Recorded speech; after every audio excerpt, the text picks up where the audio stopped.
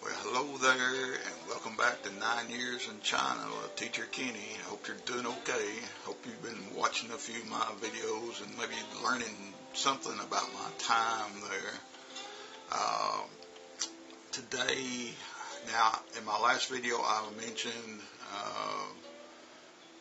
a little bit about group discussions and how important it is. And I thought today, since not everybody watches these videos in order, I'll just talk about what I consider the most important exercises you can do as a teacher in China. So hang in there and listen to what I got to say, because it's a big deal, really. And don't forget to subscribe to my channel. I'll get you. Alright. It didn't take long for me to realize what I needed to do as a teacher. Remember, they usually use Chinese teachers to teach grammar and reading and writing and all this kind of stuff. But as foreigners, because we're native speakers, our job is to get them to talk and listen and understand what we say and how we do things. So I figured out really quick, the more my mouth is running, the more my gums are flapping, the less time they have to talk. In China, your class, the classes with the foreign teacher, are when they get to speak the most. And in their other English classes, remember, they're studying to pass a test. They're not studying to be the best speaker in the world. It's one thing you got to understand. In the Chinese curriculum for English, it's all about passing the test. But I figured out real quick what I needed to do, and I figured out real quick the way to get them to get the most out of their time, and that's simply letting them talk. So as a teacher, you get in and you tell them what we're going to do, and then you help them along the way. We want to get the students kick-started and going as quick as we can in the morning, especially if you're teaching non-English majors. If you're teaching non-English majors, you may only have that one class for that one period. Then you get another class the next period. If you're teaching English majors, you will probably get to have them for 2 periods, and there's a lot more things that you can do. But today we're going to talk about group discussions, guys. When they would come in the mornings, I knew what we were going to talk about. They did not. That's the reason I don't like using the books. I don't want them studying how to have a conversation. I want them to have a conversation and use their vocabulary. They have a built-in vocabulary that they've learned, and we want to take it to action. Okay? So here's what I would do. And I'd written some books while I was there. One of them was all about group discussions and oral English exercises and things like that. I would separate the students in, 5 or 6 groups. Usually, if you got 25, 30 people, you can get them in 5 or 6 groups really easy. And I would put the subject up on the board. Now I want to find things that they like. I want to find things they can tune into. So I want them, it may be dating, love, something about tests or animals or whatever. Find something that they can really talk about and have a good time. So I had a set subjects that I wanted to talk about, and usually in one period, if I did 20 questions and they discussed it amongst themselves, that should take up almost all the period. And I always remind them that answer the questions individually and compare them with each other. Everybody has a different opinion, and it's not a race to get to the end. If there's 20 questions there, I don't need you or expect you to be done 15 minutes before the bell rings. But sometimes they do. But get them in a group. I get one girl started, or guy, whoever it is. I get somebody started to ask the questions and go around in a circle, and everybody has to answer, like number one, what is your favorite animal and why? Something like that. And they go around and they answer these questions. Then you go to number two. I don't like them, and I tell them, don't skip around. Just go right down the line and do whatever you have on the board. So up on the screen, I have a list of their questions. Usually they'll take a picture of it with their telephone, and they'll be studying, trying to think of their answers. Chinese are programmed to do this. Spontaneity is not their friend, but that's what I'm trying to create, is spontaneous conversation. As a teacher, I never, ever, ever want them to study for something unless we have an assignment of some kind. On these group discussions, guys, their job is to get these questions, start a conversation. And this is what we want. It's what you want in real life. They can't study for conversations in real life. If they meet me out on the street and want to talk to me, they need to know how to use their vocabulary.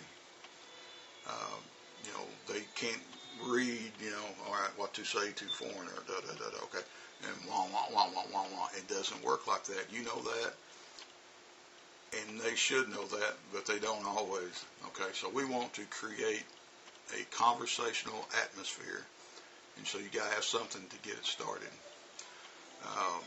Now, what I would do, as soon as we got it, I told them whatever I wanted to tell them for the morning. I said, let's get ready to have some fun.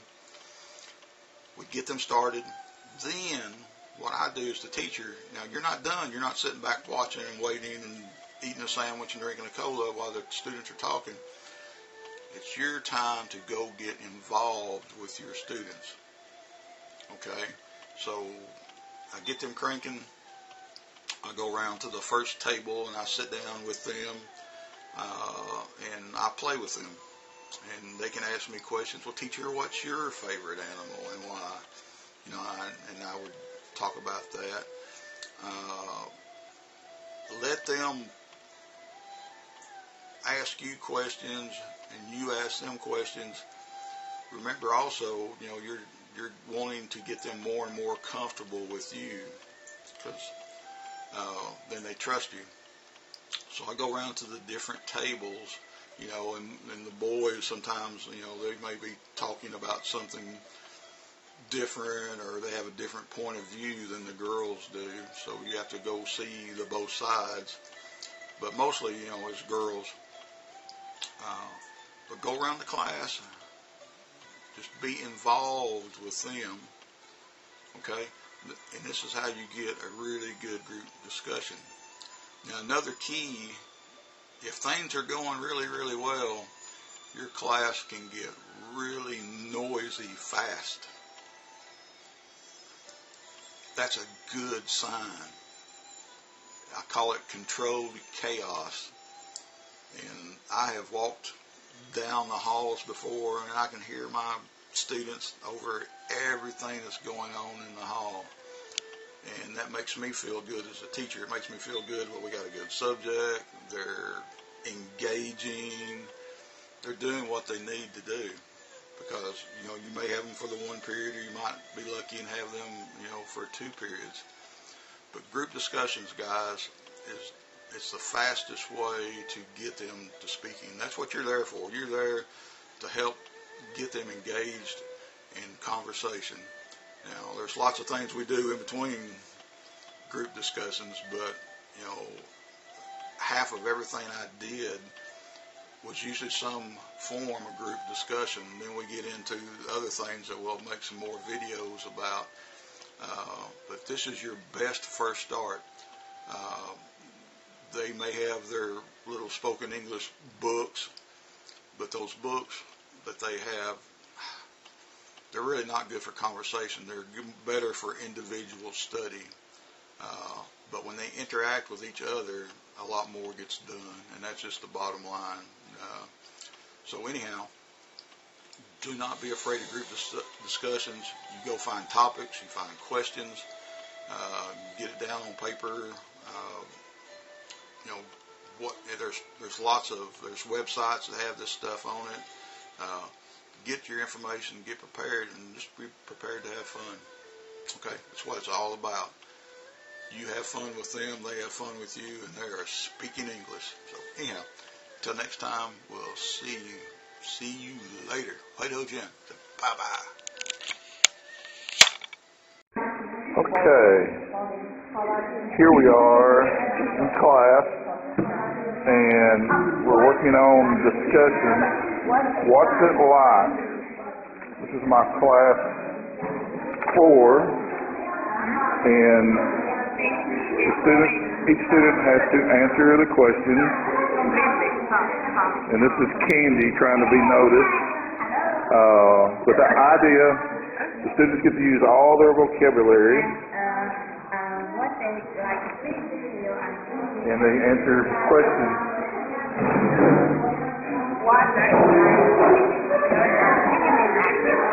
Let's listen in here. Interesting.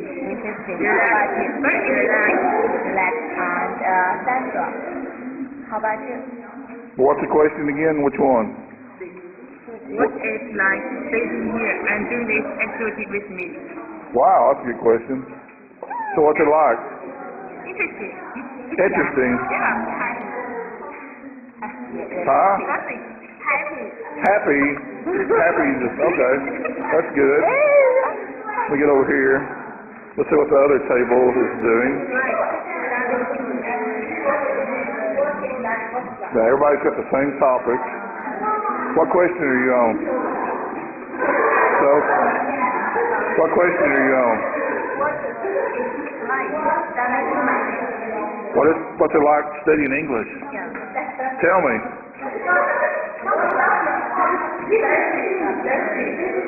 What's it like studying English?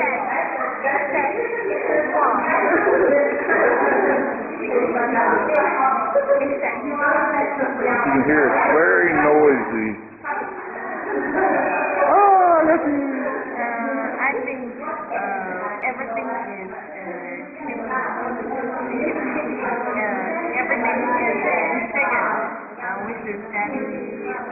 everybody gets to speak unrehearsed. That's the idea here. Let's go look at another group. What question are you on, girls?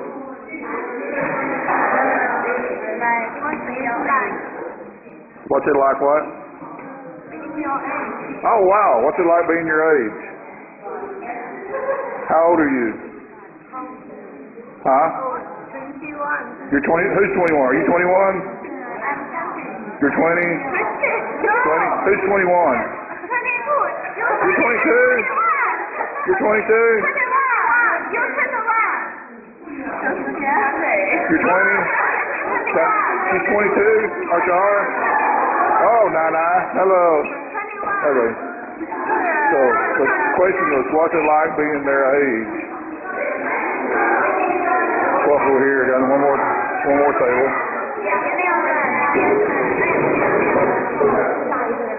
So give them a topic and let them run with it. What question are you on? Hey, what question?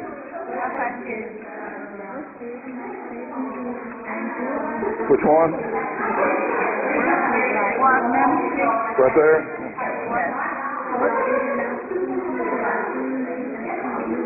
They're so quiet.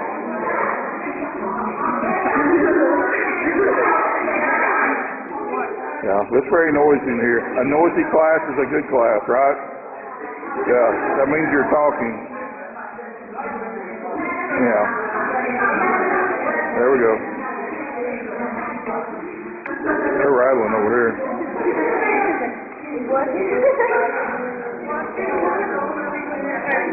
Very good.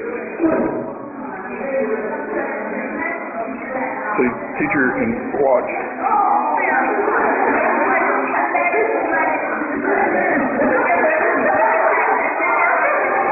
This is what a good oral English class is supposed to do.